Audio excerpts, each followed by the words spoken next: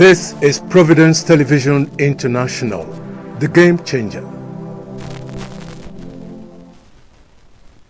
Welcome to the weekend news on Providence Television International. I am Ugbebo Ikekwa.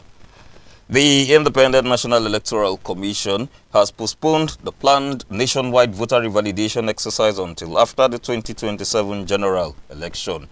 The decision was reached on Friday during a meeting between the Commission and resident electoral commissioners, where key electoral matters were reviewed. Despite the postponement, INEC reaffirmed its commitment to credible elections, stating that it will conduct free, fair and inclusive elections. Also, all resident electoral commissioners have been directed to suspend publicity and arrangements for the voter validation exercise. The voter revalidation exercise by INEC remains a crucial part of its mandate to maintain an accurate and credible national register of voters. It is intended to verify existing voter records, correct personal data, remove duplicate or ineligible entries, and enhance the integrity of the voter database. The Nigerian Bar Association has condemned the involvement of lawyers, judges, and the electoral institutions in the internal affairs of political parties, warning that such actions are capable of undermining the nation's democracy. The president of the NBA, Mazi Afam Osigwe San, expressed deep concern over recent political and legal developments linked to the interpretation and application of the Electoral Act 2026, warning that the NBA would not hesitate to sanction erring practitioners. The NBA also called on the judiciary to exercise restraint and resist being drawn into politically motivated disputes. The African Democratic Congress has accused President Bola Ahmed Tinubu of being distracted by the 2027 re-election politics while insecurity worsens across the country. In a statement by its National Publicity Secretary, Bolaji Abdullahi, the party cited the United States' decision to permit non-emergency embassy staff to leave Abuja as a sign of declining confidence in Nigeria's security framework. While mourning Brigadier General Hussaini Omo Braimo and others, the party emphasized that the incident reflects a troubling pattern of systematic failure. The ADC also stressed the need for an urgent reset of Nigeria's security strategy, noting that President Tinubu, as the Commander-in-Chief of the Armed Forces, bears the ultimate responsibility for the nation's security direction. The Federal High Court in Abuja has convicted a total of 386 terrorists put on trial by the federal government. The convicted terrorists were sentenced to various jail terms ranging from 5 years to life imprisonment based on the gravity of the charges against them. The Attorney General of the Federation and Minister of Justice, Prince Lateef Fagbemi San, stated that a total of 508 defendants were arraigned before 10 courts between Tuesday and Friday. He further explained that a batch of 112 suspects whose cases could not be attended to will be arraigned along with others in the next phase of a mass trial between June 15th and 18th, 2026. He emphasized that the mass trial and imprisonment of the 386 terrorists will serve as a signal to criminals that Nigeria has no space for heinous crimes like terrorism.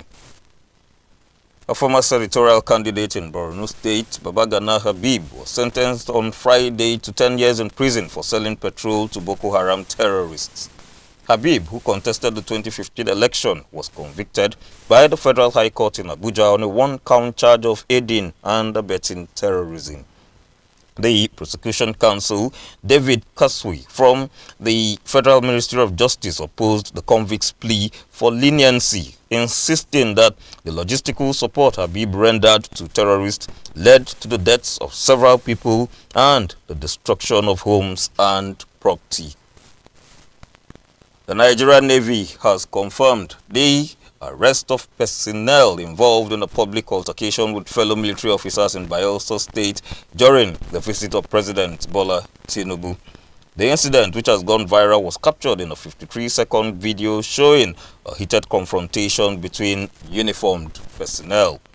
The cause of the altercation has not yet been determined. However, The Director of Naval Information, Navy Captain A.B. Folorunsho, confirmed that those involved have been taken into custody and are undergoing disciplinary procedures.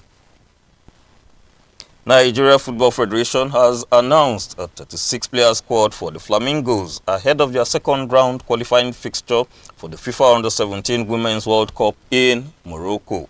The newly appointed head coach, Hakim Busari, has selected 5 goalkeepers, 10 defenders, 13 midfielders and 8 forwards as preparations begin for the crucial tie against either Niger Republic or Guinea.